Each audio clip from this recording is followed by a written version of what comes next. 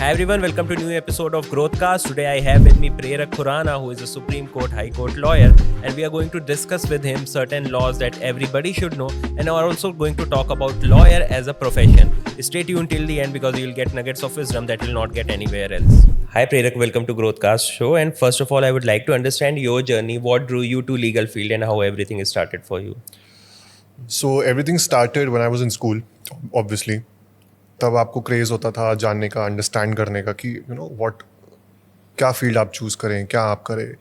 Then I came across obviously Suits जो सबको बहुत पसंद आता है. But even before that I started watching this series called Boston Legal. Okay. That actually got my mind कि यार okay, that actually intrigued me कि यार कुछ तो होता है इस लीगल प्रोफेशन में, फील्ड में, लेट्स सी क्या है. Then I was then I got into the area of Suits. जो सूट्स है आजकल, आज भी बहुत चलता है, तब भी बहुत चलता था. Right. So it got me thinking यार why should I not do law. So yes, मेरी जर्नी वहीं से स्टार्ट हुई लॉ करने की.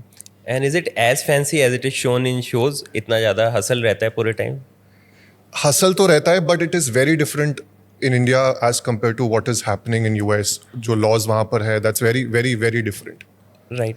बट हाँ, यू कुड डेफिनेटली अंडरस्टैंड कि वहाँ पर जो होता है हसल जैसे यहाँ पे भी वैसी है. बट आई वुड नॉट से एग्जैक्टली सेम है, सिमिलर है, बट अलग तरीके से है. Got it. And would you like to share any recent case, challenging case that you dealt with? तो I recently dealt a case जिसमें one of my clients was charged with rape by woman who he met on Instagram. And she said obviously they started growing the relationship when it began actually. तो वो कहती मुझे तुमसे शादी करनी है, I want to be with you. She comes down to his place. They obviously have their private moment that they do. She goes back, she says, pay me 30 lakhs, either get married to me or I will file a rape case against you saying that you made a false promise to marry. For your viewers, I'll tell you what, if you say that you would want to marry a woman and you then enter into a sexual relationship with her, it's actually rape. Oh, okay. But recently ये laws थोड़ा develop हो गए हैं. अभी with the advent of the new law इसमें थोड़ा सा change आया है. But irrespective, it's still considered as rape. Digressing. So what actually happened? So he didn't pay. She went and filed this rape case against this guy. Now this guy, obviously he was not guilty. But natural corollary क्या होती है rape case में कि the police is supposed to get the person arrested and bring him to the police custody. Right. And then present him before the magistrate और फिर वहाँ से वो judicial custody में ले जाते हैं. But इस situation में obviously ये होने के लिए उसको वहाँ present होना है. तो in the meantime we ask कि आप ना anticipatory bail लगाओ. So anticipatory bail is something कि आप anticipate कर रहे हो कि आपको arrest किया जाएगा, उससे पहले आप bail ले लेते हो. Bail ले लेते हो, okay. Right. So he filed a bail, it got rejected. He appealed in High Court. So levels होते हैं. आप पहले एक सेशन कोर्ट में फाइल करते हैं या डिस्ट्रिक्ट कोर्ट में फाइल करते हैं, डिपेंडिंग अपॉन कौन से स्टेट में है. Then it goes to session court for appeal, then it goes to High Court, then it goes to Supreme Court. This client came to us in Supreme Court.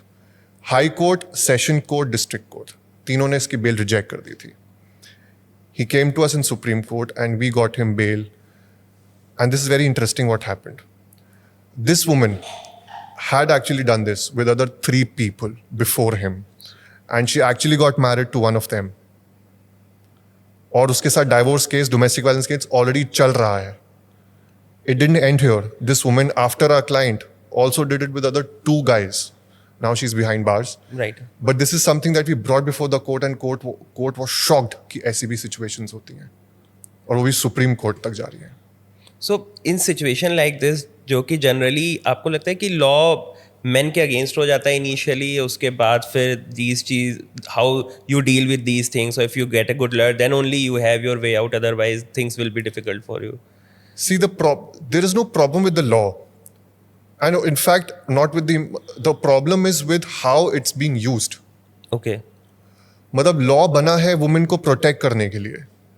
But मतलब some people obviously जहाँ पर genuine case है, it is a very good thing. The law is very good जहाँ पर genuine case है.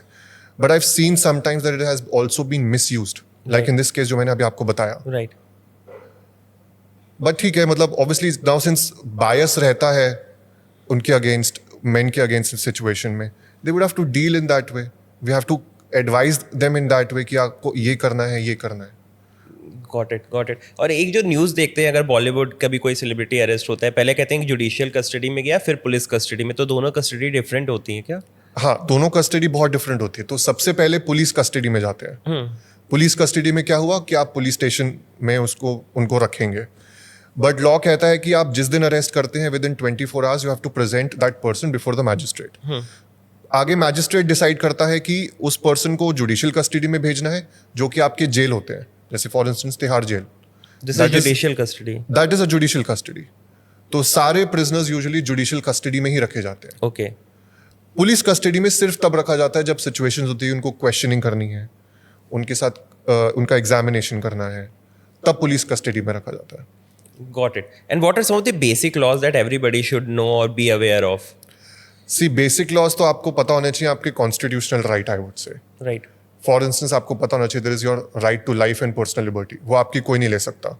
Okay. Right to privacy, वो आपकी कोई नहीं ले सकता. और राइट टू इंफॉर्मेशन, जो आपकी कोई नहीं ले सकता. आप आज की डेट पर कहीं भी किसी भी गवर्नमेंट अथॉरिटी के पास एक राइट टू इंफॉर्मेशन की एप्लीकेशन डाल सकते हैं, जिसमें आप क्वेश्चंस लिख सकते हैं कि आपको क्या जानना है, and they are suppose to and they are bound to answer it. Obviously कुछ कॉन्फिडेंशियल चीज़ें they can't tell, Right. But काफ़ी चीज़ें ऐसी होती है जो आप उनसे जान सकते हैं. Got it. Or there is one thing that salaried professionals keep on asking to me also. Employment bonds, are these legal in India? Somebody can force you to be working for them and maybe not switch to a competition for say certain period of time. See इसमें ना employment bonds are very much legal in India. Okay. ठीक है. only that is reasonable and protects interest of both. Okay. Employment bond क्या है? Employment bond ये है कि as an employer you are protecting your right against that person Right. जो आ रहा है आपके पास employment के लिए. Employee के लिए पता है कि मुझे इसके साथ काम करना और मुझे इतने पैसे मिलेंगे. Right. But one-sided or unreasonable employment bond can definitely be challenged in court. It is against the basic contract law. Got it. Contract law कहता है ऑफर एंड एक्सेप्टेंस. आपने कुछ ऑफर किया, मैंने उसको एक्सेप्ट किया, तभी कॉन्ट्रैक्ट बनेगा. वन साइडेड टर्म्स अगर होंगे तो वो कॉन्ट्रैक्ट नहीं माना जाएगा. मतलब बेसिकली आप उसको कोर्ट में जाके चैलेंज करके वॉइड डिक्लेयर करवा सकते हो. So any agreement that is in restraint of profession and your personal liberty to actually work in that area is actually considered void. So, and you can definitely challenge it in court. Got it. I think हाँ कुछ companies हैं जो डाल देती हैं anti competition का कि next 3 years तक तुम स्विच ही नहीं कर सकते किसी दूसरी कंपनी में जो हमारा कॉम्पिटिशन है. सो इस केस में it can be It challenge. can be challenged. There is a recent case Delhi High Court का जिसमें 12 months का challenge किया गया था कि after separation 12 months तक he can't work in the same field. He challenged it in court and he said कि नहीं unreasonable है.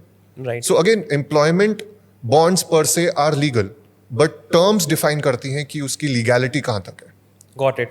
आई थिंक कुछ जो कंपनीज होती हैं बहुत अर्ली स्टेज है इस तरह की, वो लोगों के डॉक्यूमेंट्स भी रखवा लेती हैं. So I think this is also not a legal practice to do कि आप किसी को ओरिजिनल डॉक्यूमेंट्स ही रख लो उनको जॉब देने के लिए. हाँ ऑब्वियसली ये चीज़ें तो ऑब्वियसली एंटी मतलब कॉम्पिटिटिव, मतलब आई वुड से not competitive, it is actually anti contract. Right. आप किसी के डॉक्यूमेंट्स आप नहीं रख सकते. हाँ डेफिनेटली फोटो कॉपीज रखिए, ये सब चीज़ें रखिए, that's important for your information record. Right. But original नहीं रख सकते. Got it. I think I'd like to digress to a different area. Talking about social media, we see lot of people commenting random stuff. So can that be held liable against you when it is proved presented as a evidence? क्या ऐसा हो सकता है कि आप social media पे जैसे behave करें वो भी आपके against जा सकता है? See, as a person, as a social media influencer, you have to be really very candid. In fact, obviously very मतलब आपको पता होना चाहिए what you're saying. Unless you do not do a proper research before what you say on a social media, it can definitely go against you.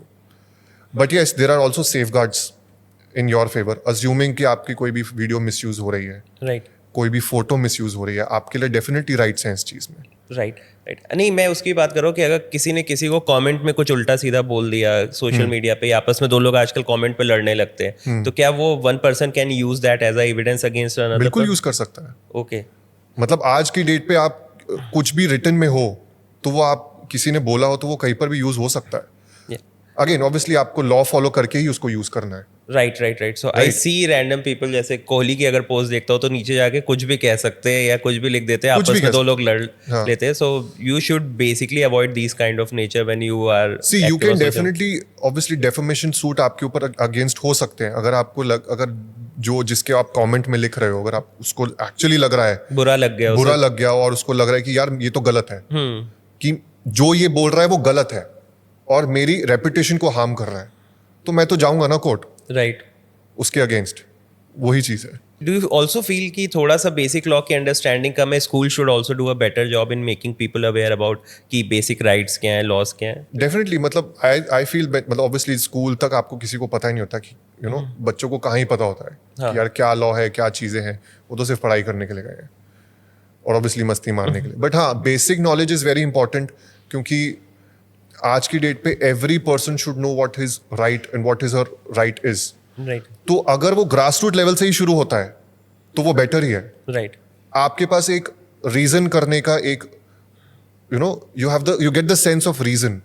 आप हर एक चीज को क्वेश्चन कर सकते हो राइट। अगर आपको पता है तो। Correct, correct. And I'll also like to ask one of the questions which came to my inbox when I told people that you are coming, कि बहुत से लोग हैं जो अपना फ्लैट रेंट पे लेते हैं और उसके बाद owner generally they take a certain amount as a say token amount या आपसे सिक्योरिटी मनी रखवाते हैं, and then they generally don't return it या रिटर्न करने में 3-4 months लेते हैं। So in this case what course of action can be taken up by the tenant? If see I would first recommend, जब आपसे वो 3-4 मंथ्स का security deposit उसका वो राइट है, दैट्स एब्सोल्युटली नो प्रॉब्लम। अगर वो लेता है तो आप सबसे पहले कॉन्ट्रैक्ट करिए, लीज डीड करिए, रेंट एग्रीमेंट करिए, सो दैट एटलीस्ट वो चीज डॉक्यूमेंट रहे कि आपने उसको दिया है। राइट। लोग मिस्टेक ये करते हैं कि मैंने ये डॉक्यूमेंट ही नहीं किया, उसने मेरे पैसे ले लिया, how will you show? Right. उसके बाद डेफिनेटली अगर उसने नहीं दिया और कॉन्ट्रैक्ट में अगर स्पेसिफिकली लिखा हुआ है लीज डीड में या रेंट एग्रीमेंट, आप जो भी कॉन्ट्रैक्ट करते हैं कि उसको इस टाइम तक रिटर्न करना है, और अगर वो रिटर्न नहीं करता है तो उसके पास डेफिनेटली राइट है to go to the court and say कि मुझे रिटर्न करवाओ, he is not returning. Got it. And इस सब जो ये माइनर केसेस होते हैं, इसमें क्या कोर्ट का प्रोसीजर काफ़ी लेंदी होता है और cases like this are disposed very easily because you have all the details with you? See court का एक सेट प्रोसेस होता है, हर एक case has to be treated equally. Okay कोई केस कोई बड़ा कोई छोटा केस नहीं होता, हर एक केस को हर एक स्टेप से गुजरना ही पड़ता है। ओके। तो चाहे वो छोटे से छोटा केस हो, चाहे वो बड़े से बड़ा केस हो, it has to follow through process. Got it. And this process generally is of say 1 month, 2 month. It takes नहीं, बहुत टाइम लगता है। सी अगर आप प्रोसेस जानना चाहते हैं मैं वो भी बता सकता हूँ। हाँ हाँ प्लीज। तो सबसे पहले आप एक पेटिशन फाइल करते हैं। वो डिपेंड करता है कि वो किस टाइप की है, अगर क्रिमिनल है तो क्रिमिनल पेटिशन होगी, डिपेंड करता है। राइट। बट मैं बेसिक बता देता हूँ क्या होता है। आप एक पेटिशन फाइल करते हैं, सामने वाला एक रिप्लाई फाइल करता है। अगर आपको उसके रिप्लाई के अगेंस्ट फिर कुछ फाइल करना है तो आप वो फाइल करते हैं।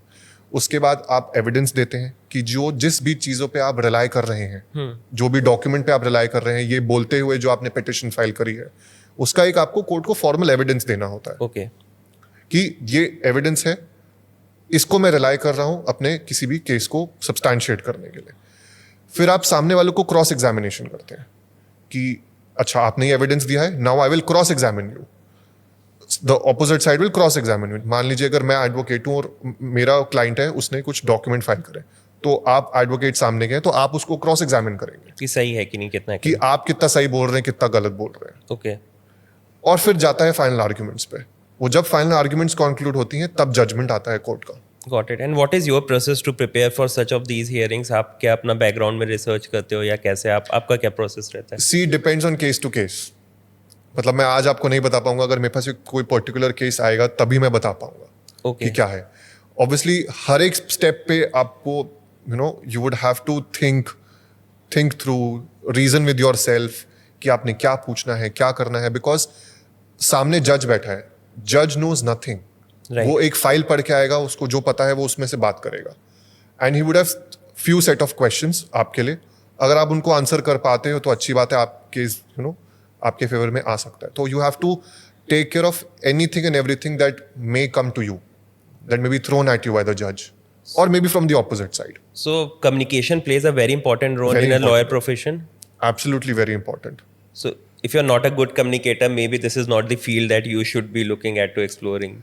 See, I was someone जो communicate बिल्कुल नहीं करता था, but this profession actually taught me.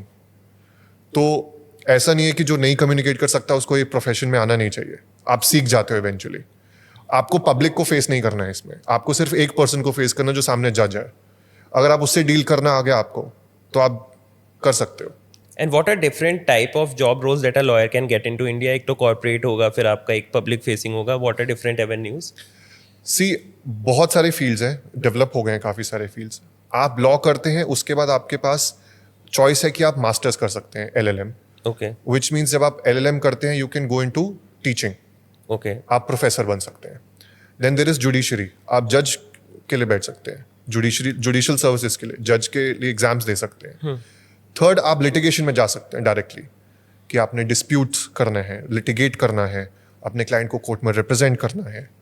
Then third आता है कॉर्पोरेट. आप कॉर्पोरेट मर्जर्स के लिए जाते हैं. बड़ी बड़ी कंपनीज के बीच में मर्जर्स हो रहे हैं, उनके एग्रीमेंट्स हो रहे हैं, Funding flow in कर. फंडिंग फ्लो इन हो रहा है, उनके टर्म्स डिसाइड करने हैं. इन सब चीज़ों पे आप जाते हैं. Got it. And each of these profiles would require a different set of skills, or the skills that you learned in the college are leveraged? सी वो डिपेंड करता है आपका चॉइस, आपको किस में इंटरेस्ट है. आपका अगर उधर इंटरेस्ट है तो आप इंटर्नशिप्स भी उसी सेंस में ही करेंगे, आप काम भी उसी तरफ करेंगे. बिकॉज आपके लॉ टीचिंग के time as a law student you develop a kind of an understanding कि आपको क्या करना है. तो आप इंटर्नशिप्स भी उस साइड करते हो, आप पेपर्स भी लिखते हो उस सेंस में. Got it. I think I'll also talk about a recent case which was Pune Porsche case. So जहाँ पे एक juvenile था और उसने कार चढ़ा दी लोगों के ऊपर. Some people died as well, unfortunately. So in cases like this, do you feel कि law is little bit on the very thin thread रहता है जिसके चलते maybe that person can also get away because एक juvenile 18 हम consider करते हैं, 17 या 17 and a half का था. हाँ, सो सी एक एक्ट होता है जुवेनाइल जस्टिस एक्ट, Okay. जो कि एक प्रिजम्पशन देता है ये बोलते हुए कि every person who is below 18 years of age is presumed to be innocent. तभी उस लॉ के अंदर हमेशा ये लिखा होता है child in conflict with law. कभी भी ये नहीं लिखा होगा कि पर्सन ने ऑफेंस किया है. आप अगर IPC पढ़ेंगे, अगर कोई भी लॉ पढ़ेंगे नॉर्मल, उसमें लिखा है कि someone has committed an offence. Right. लेकिन इसके अंदर लिखा हुआ है child in conflict with law. तो इसका प्रिजम्पशन ही ये आता है कि वो इनोसेंट है, उसको पता ही नहीं था वो क्या कर रहा है. अच्छा. Till 18 year of age. Till 18 years of age, तो वो कंसिडर ही किया जाता है. बट देर आर प्रोविजंस जिसमें वो दिखा सकते हैं कि even if he is below 18 years of age, उसको स्टिल आप मेजर कंसिडर कर सकते हो, बिकॉज ये क्राइम उसने बहुत हीनियस क्राइम किया है. वो डिपेंड करता है कि क्राइम कितना हीनियस है कितना नहीं है. And then उसके अकॉर्डिंग उसके अकॉर्डिंग जज डिसाइड करता है, मैजिस्ट्रेट बैठा होता है, वो डिसाइड करता है कि is it really that the crime is so heinous that he is to be charged as a person of normal age and not below 18 years of age.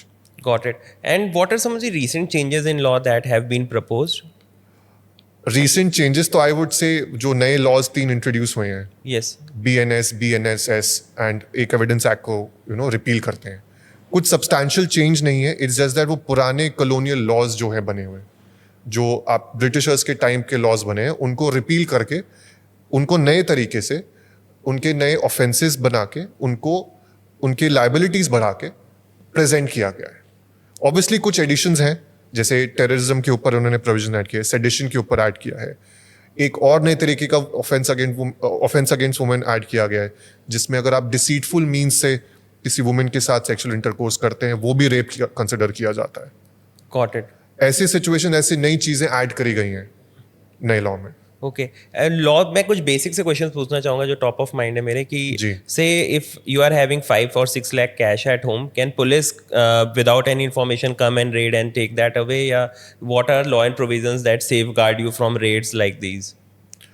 C they would have to see, depend करता है कि कौन सी authority आ रही है. Okay. अगर CBI आती है तो आपको वो फॉर्मल नोटिस देगी और वो उठा के ले जाएगी ओके. वो पैसे. Really depends on what type of authority is coming to your house. आप उनको डेफिनेटली एक फॉर्मल नोटिस देना होता है अच्छा. आने से पहले. अच्छा. अगर वो नहीं देते तो आपका सामान तो चलो आके वो ले ही जाएंगे, बट आप कोर्ट में जा सकते हैं, बोल सकते हैं कि जो उन्होंने कॉन्फिस्केट रॉन्गली किया मुझे वापस दीजिए, okay, but that's another fight, right, right. 5-6 lakh रुपए यूजुअली सी हर कोई रखता है आज की डेट पर. कोई बिजनेसमैन होगा कोई तो बिजनेसमैन होगा, या आप अगर वर्क आपके मतलब किसी की वाइफ होंगी, कोई मदर होंगी, वो भी अपने पास रखती हैं कैश हार्ड की मेरे को भी आगे जरूरत पड़ सकती है. तो ऐसे कोई रैंडमली आके नहीं करता, अनलेस एंड अनटिल उनके रेडार में आ जाए इतना कि बहुत सारा कैश पड़ा है, तो हम जाके रेड जो न्यूज में आता है generally, if you can justify कि क्यों है, किस मीन हाँ, से. मतलब अगर आप बिल से जस्टिफाई, सी ज्वेलरी को आप बिल से जस्टिफाई कर सकते हो, आप कैश को जस्टिफाई नहीं कर सकते हो. राइट, बट 5-6 लाख रुपए के लिए कोई नहीं आता यूजुअली. राइट, वो जब सब्सटेंशियल अमाउंट में आपके बहुत अगेंस्ट सब्सटैंशियल एविडेंस. अमाउंट है. आप मान लो हजारों करोड़ हैं, 100 करोड़ हैं, कुछ इतने पैसे हैं कि एक्चुअली उनको लगता है सीबीआई को या कोई भी और जो अथॉरिटी है कि जी हमें रेड करनी है, because we think that this person has so much of cash कि वो कॉन्फिस्केट होना चाहिए, because it's black money. Right, तभी वो होता है, वरना 5-6 लाख रुपए के लिए usually no one would do. Got it. And एक वो भी रहता है कि अगर आप ओवर स्पीडिंग कर रहे हो, पुलिस ने आपको पकड़ा, तो वन वे इस चालान सेकंड डे से कि आप जनरली जाके इसको कोर्ट में छुड़ा लो. तो कोर्ट में ऐसे केसेस में क्या प्रोसीजर रहता है? somebody has C been caught? होता क्या है, या तो 2 तरीके से चलान होते हैं आपके. या तो आप वहां पर चलान पे करते हैं, या तो वो कोर्ट का चलान होता है. इनफैक्ट तीसरा भी होता है जिसमें वो ऑनलाइन चलान करते हैं आजकल. Okay, there is a online portal जहाँ पे आपको चलान दिखता है. उन वेबसाइट है, आप अगर लॉग इन करेंगे, दिल्ली ट्रैफिक पुलिस की वेबसाइट है कोई पर्टिकुलर, मैं अभी एग्जैक्टली मुझे पता नहीं है नाम. आप अपना गाड़ी का नंबर, लाइसेंस नंबर डाल के चेक कर सकते हैं कि आपके कितने चलान हुए हैं. देन फिर अगर आप उनको माफ़ कराना चाहते हैं तो, या कम कराना चाहते हैं, तो मंथली, क्वार्टरली या कभी कभी वीकली लोक अदालत होती हैं, ओके, जो कि एवरी सैटरडे या संडे होती हैं. आपको वहाँ पर रजिस्टर करना होता है अपना केस, और आपके किसी लॉयर को जाके उसको प्रेजेंट करना होता है. तो काफ़ी सिचुएशंस में वो माफ़ भी हो जाते हैं. Okay, okay. हाँ, आई थिंक इस पे कई लोगों ने रील भी बनाई कि ये लोग जो आपकी अदालत होती है इसमें आप जा सकते हो 50,000 60,000 इसके हाँ, चालान. बहुत सारे केस आपको स्लॉट्स बुक करने होते हैं इसमें. ओके, सो टिपिकल पेशी टाइप का केस नहीं होता है वो, you just go and justify कि प्लीज आप मेरे को पार्डन कर दो जो भी मेरा हाँ जी, चालान. मतलब जाना होता है, रिक्वेस्ट करनी होती है, मेरे से गलती हो गई, यू प्लीड गिल्टी एंड से मेरी गलती है, आप इसको माफ कर दो. वो जस्ट साइन करते हैं, माफ करते हैं, और अब कोई दिक्कत ही नहीं. Got it. I think this brings me to my next question, and I would like to understand from you. Now you are in a law profession. If a student is in class 12, उनको prepare करना है, how should they go about their preparation, and what are certain things that they should be doing from today onwards if they want to enter this profession? See, first thing that they need to understand is कि पूरी जिंदगी आपको पढ़ाई करनी पड़ेगी. ये आपको mind makeup करके चलना है as a person who wants to get into law. Right. And secondly is that you would need to obviously develop communication skills. Analytical skills भी आपको develop करने ज़रूरी हैं इन situations में. और इस प्रोफेशन में अगर आप फर्स्ट जनरेशन हैं और अगर आप एंटर कर रहे हैं और आप सोच रहे हैं कि आपको लॉ करनी है और उसके बाद आपको प्रोफेशन ज्वाइन करना है, इमीडिएटली सक्सेस नहीं मिलती है. It takes a lot of time, lot of resilience to actually get to the place where you always wanted to be at. Right. This profession demands your time, your energy, your mental bandwidth. So ये सब चीज़ें consider करना बहुत important है. And does network play a very important role in you getting your first set of clients? Absolutely. I would say not first set of, every set of clients. Networking is always the key. हमेशा, मतलब अगर आपको actually अगर इस profession में grow करना है तो आपको नेटवर्किंग, आपको मतलब obviously as a lawyer you can't solicit work Right. Through any advertisements. तो as a lawyer you obviously meet people, you know, make them understand, tell them what they can do for, you know, what they, people discuss about their own you know, cases. Then you tell them what you can do, what you cannot do. और अगर उनको actually लगता है कि अगर आपको engage करना है तो वो कर लेंगे. What? So networking, communication. Networking is very important. Networking combined with communication will set up you for success. And one final question from my side: what is the income that one can generate? Because we keep on hearing news कि ये बहुत बड़े lawyer थे, ये गए, ये तो 1 घंटे के 1 करोड़ लेते हैं. इस टाइप की exuberant money is there on the table? बिल्कुल, डेफिनेटली होता है. 1 करोड़ तो मैं नहीं बोलूंगा, बट यस, सी वो पर्सन जो इतने पैसे लेता है वहां पर किसी वजह से आज वो पहुंचा है. जब उसने स्टार्ट किया था वो इतने पैसे नहीं कमा सकता, उसने अपने आप को बिल्ड किया है कि वो इतने पैसे ले पाता है. I know various senior lawyers who just get may be argue भी नहीं करेंगे but 10 to 12 lakh rupees per hearing वो लेंगे अगर वो कोर्ट रूम में बस एंटर करते हैं आपके लिए. So is this because of personality? It is because of presence in court, क्योंकि जज को पता होता है this lawyer is this person. तो अगर वो जज को पता है कि ये दिस पर्सन है तो वो रिलीफ लेके ही जाएगा. Oh, so I mean, not really relief लेके जाएगा in the sense. But arguments will be very strong. Arguments would be, see, it really depends कि आप किस तरीके से आर्ग्यू कर रहे हैं और किस पर्सन को लेके जा रहे हैं कोर्ट में. अगर आपको पैसे हैं देने के लिए तो आप वेरी वेल दीजिए पैसे अपने किसी Right. एक सीनियर एडवोकेट को एंगेज करने के लिए और he might get you a relief that you would want. and to reach to that level, what are certain things that you need to do along? First is networking, obviously. Second is Second is that you would have to hard work. Hard work is the key. इस profession में smart work के साथ hard work करना बहुत important है. smart work, hard work is one thing, and upskilling also plays a very important role कि आपको regularly खुद को updated रखने रखता है. That is important obviously. आपको रीसेंट लॉज पता होने चाहिए. वो तभी आ सकता है जब आप रेगुलरली लीगल न्यूज पढ़ते रहते हैं. How much time do you spend in reading on a regular basis? यार ये क्वेश्चन ना बड़ा डिफिकल्ट है. मतलब सी इट रियली मतलब I would have to take time at least for an hour और so to actually read through stuff. So to understand what is actually happening in the legal field, what is happening in the profession, what are people doing in this profession, तो वो आपको time निकालना ही पड़ता है. चाहे आप दिन में निकालिए, सुबह निकालिए, रात में निकालिए, so that you are updated. Because अगर आप ये updated नहीं रहेंगे तो आप लोगों तक भी कम्युनिकेट नहीं कर पाएंगे कि आपके लिए क्या रिलीफ्स मिल सकते हैं आपको. हाँ, right. I think very similar to a CA role कि CA को भी पूरे टाइम अपडेटेड रहना पड़ता है. Absolutely. I think this brings me to my last question. We see a lot of lawyers also becoming influencers. And where do you see this trend growing? कि in which direction we'll see more of lawyers becoming because your personal brand gets built up? See, as a lawyer you can't solicit work through it, obviously. Right. हमें allowed नहीं है ये चीज. I could tell about myself, I can't tell about other people, but yes, obviously it is growing. Right. बहुत लोग कर रहे हैं, मैंने भी स्टार्ट किया. Right. एंड मेरा सिर्फ और सिर्फ मेरा सोल रीजन यही था कि I would want to impart knowledge and let people know Awareness. Awareness के लिए. एंड उसके बाद अगर मेरे पास लोग आते हैं पूछने, देना टेल देम कि आप ये कर सकते हो, आप ये कर सकते हो. Obviously it can't be the means to solicit money. Right. The only thing that I can do is impart knowledge and let people know that this also happens. And also helps building a credibility also. Exactly. I think thank you so much Prerak for taking out time. This was really helpful. I think certain pointers are very interesting and lot of people who are working professional will gain a lot क्योंकि बहुत से questions थे जो मेरे पास आए थे inbox में to ask you. Thank you again. Thank you so much.